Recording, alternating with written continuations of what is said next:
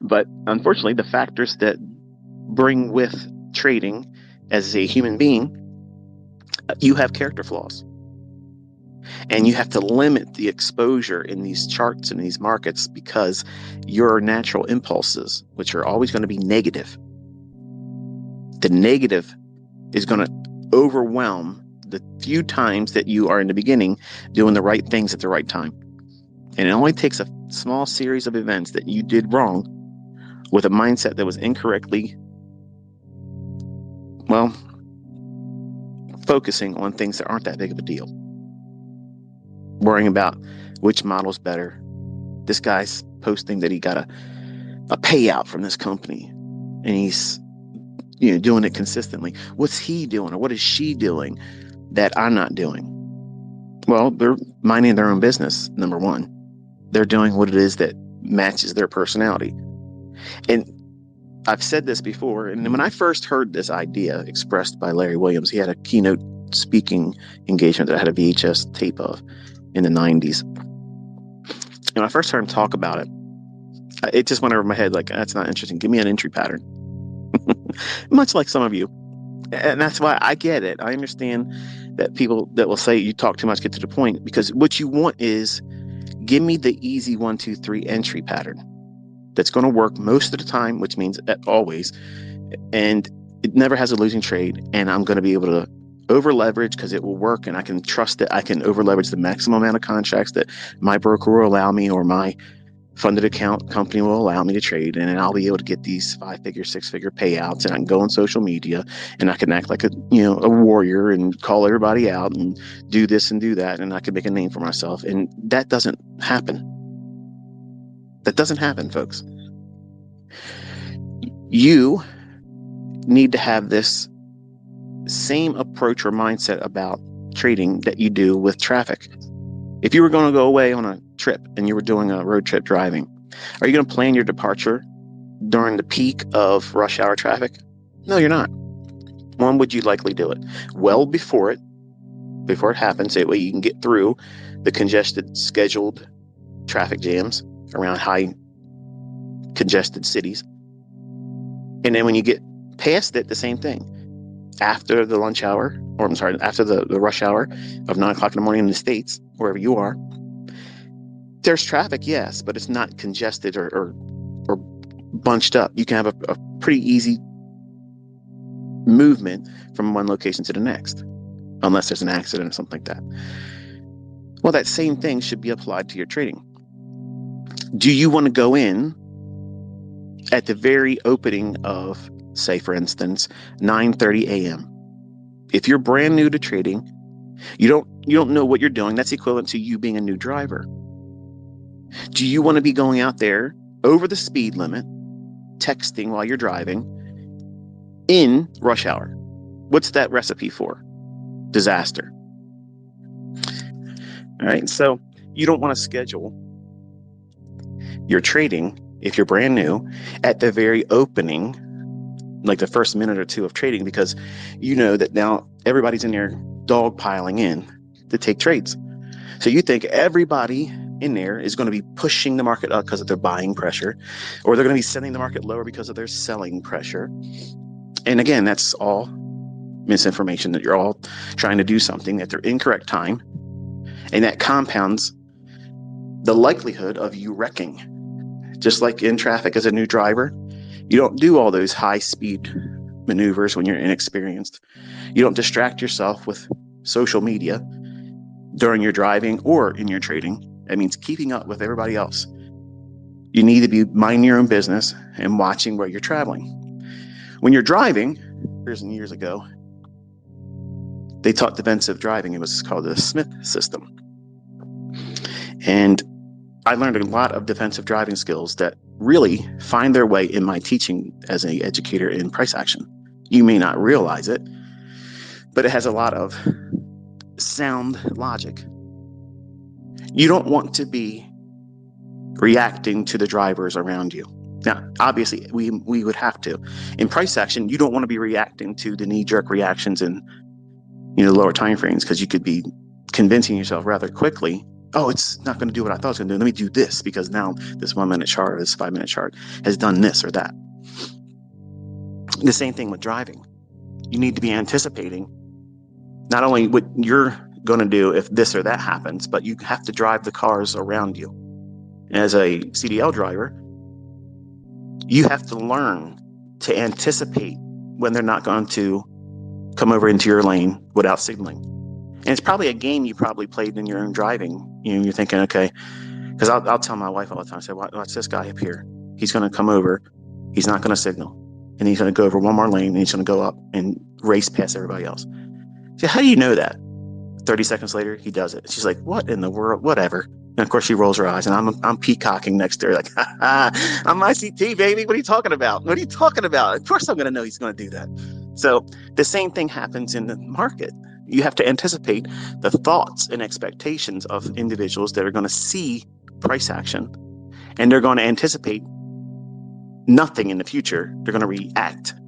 They're going to chase, which is why my Judas swing is so effective at the right time.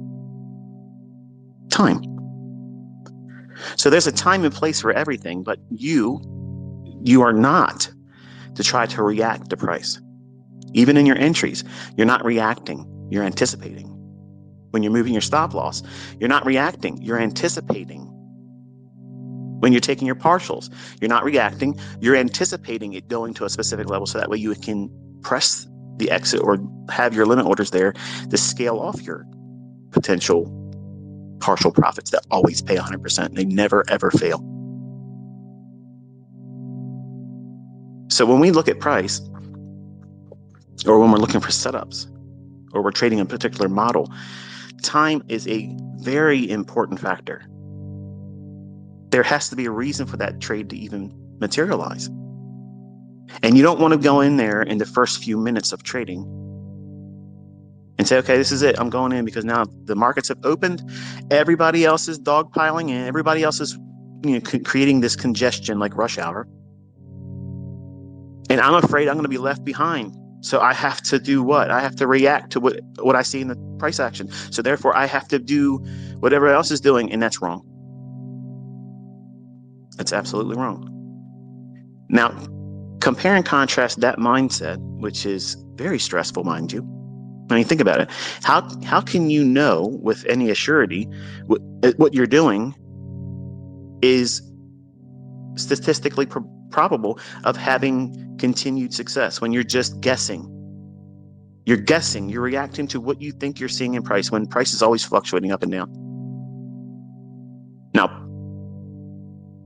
put that to the side for a moment and then think about it like this. Let's talk about each individual session.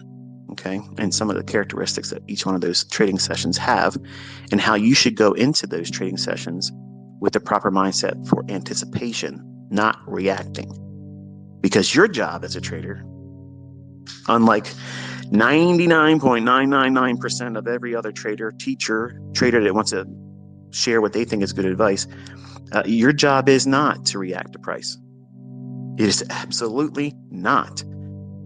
And if you believe the statistics that 90% of traders actually fail, why would you take advice from people that are all saying the same stuff? You got to be able to react to price. Your job is not to be able to predict the future. It is absolutely your job to predict the future. That's why most of them fail, because they don't have the skill set, number one, to anticipate things that are generically in price action, and they're all time-based. You can set clocks to it. And that's the reason why I'm consistent. When I talk about things that should happen in the marketplace, the primary function behind the accuracy is I'm only really focusing on specific times, because those times are algorithmic. And if there is an algorithm, and this for a moment, let's just put it aside for a minute whether there is or isn't. I know there is, okay? Most of you know there is, but let's make the case for a discussion for the idea that maybe there isn't an algorithm, okay? If there isn't one, how is it that a trader can go in and trust that a setup will perform a specific function in price delivery that we can anticipate. It would be hard to do that. Like, what rule-based ideas, apart from pattern trading, which I'm not a pattern trader. I don't look for price patterns. I look for inefficiencies and liquidity.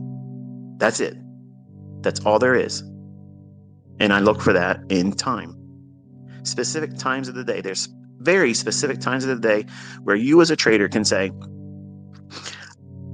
I have to be able to control myself and not allow impulsiveness to come into the marketplace and draw me in to trades that would equate to overtrading, which is a problem even for traders that can be profitable. And maybe you have done this. You can go in, you can find a trade or two and get profits, but then you want to do something else. Maybe because you see me tweet something, maybe you see other traders out there, other influencers, and you see them doing something. And you can't get the dopamine hit that you know that they're getting when they win, if they're even winning. You don't know if they're being honest with you. So you seek that hit, that feel good, that rail, like on cocaine. Okay, you want to get a high. You can't treat the markets like a drug. You can't treat it like, a bump of adrenaline. This is a business. You need to mind your business. And when you make money, the job is to keep the money. But ICT, listen, man, you don't understand. I had a trade. I was up $1,200 and I allowed the market to scare me out. I was looking at this guy on YouTube and he said he was going to do this and do that. It scared me. I read one of your tweets, ICT, and it made me get out of the trade too early. And then I regretted it because it ended up making my profit target and even more. But I got out of it because you scared me with a tweet, or I saw something else that made me second guess myself. Okay, what's the root cause of that? It's not me. It's not the other person. It's not the other YouTuber or influencer. It's you. You didn't trust your model. So if you don't trust your model and you're not following a rule-based idea and you take a trade off that could have paid your full profit or more, you can't worry about or more, because if your targets have limit orders on it, how can you get upset that it went past it and went more? Why should you be upset about that? Your business model was you were taking a trade to that point. Your business model says you had a stop loss at this point, risking that much money. You were anticipating in the beginning, but now you're reacting to the influences of maybe something I've tweeted, a student of mine has done, other influencer, other trader, other YouTuber. You're not trading your trade anymore, is it? It's you reacting. Reacting to trades, reacting to price, reacting to other people's success or failures is a recipe for failure. You have to keep that stuff at a very small level of influence. And it's better, really, to not have it at all. I promise, when you guys get to the point where you know what you're doing and you leave social media, you turn it off, your trading is going to go through the roof. Your performance is going to be astounding. You're not going to care how you measure up to somebody else. And you're not going to worry about what they're doing, how bad they hurt themselves, or how much money they made, or what their payout is, or where they're at on the FTMO leaderboard. All those things are there to cause you to do more of what is likely to incur failure. The statistics are there. 90% of people fail doing this. So if you entice them to do it more frequently with larger leverage than they should, you can trade with 15 contracts with your funded account challenge. Well, guess what? That is a recipe for them to get another reset fee from you. And my son went through that. Oh, it's only $100 and some or whatever it is. I'll get it. I'm going to prove dad wrong. Okay, well done. You paid them, you made nothing. So he has to go back to square one. What's square one? Waiting for specific times of the day.